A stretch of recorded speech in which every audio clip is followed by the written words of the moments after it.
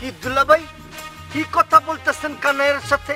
কই যেই কথাই বলে থাকেন ওই কথা তো আমাকে বলেন নাই দুলা ভাই। তোমারে কই তুইব কে? আমি হার লগে কি কই না কই কি করি না করি তোমারে কই তুইব? তুমি কারা? আরে দোস্ত তুমি কেমন আছো? কেমন আছি তুই দেখতেছসই। ভালো থাকি কেমনে? দুলাভাই তো কয়েকদিন পর পরে গা ডাকা দেয়, সেই জেরে রঞ্জুর মন খারাপ হয়। হ্যাঁ, কাজটা কিন্তু ভালো করেন নাই দুলাভাই। রেজা তুমি ওই বাড়ি নিয়ে এত মাথা কামাইতেছো কে? সত্যই তো দোস্ত, রঞ্জু বাড়ির ঝামেলা তুই টানতেছস কেন?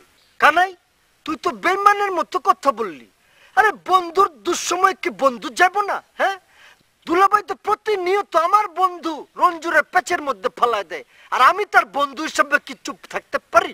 এই রঞ্জুর মতো গাধা প্রত্যেকদিন খাদের মধ্যে পড়বো, তুমি কি আরে খাদের থেকে প্রত্যেকদিন উঠে পারবা? এটা কি সম্ভব? আচ্ছা ওই বাড়ির ঝামেলার মধ্যে তুমি জড়ো কে? ঠিক আছে দুলাভাই, আমি জড়াইলাম না, কিন্তু কানাই তুই তো রঞ্জুর একটা ফোন দিতে পারতি না? আর বড় আপাত দুলাভাইয়ের লেগে কানতে কানতে চোখ ফুলে ফেলাইছে। তোমার আপায় কানতে কানতে চোখ ফুলে ফেলছে না? তুমি এটা নিজ চোখে দেখছো?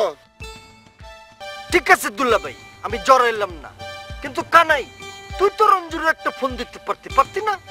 আর বড় আপাত দুলাভাইয়ের লেগে কানতে কানতে চোখ ফুলে ফেলাইছে।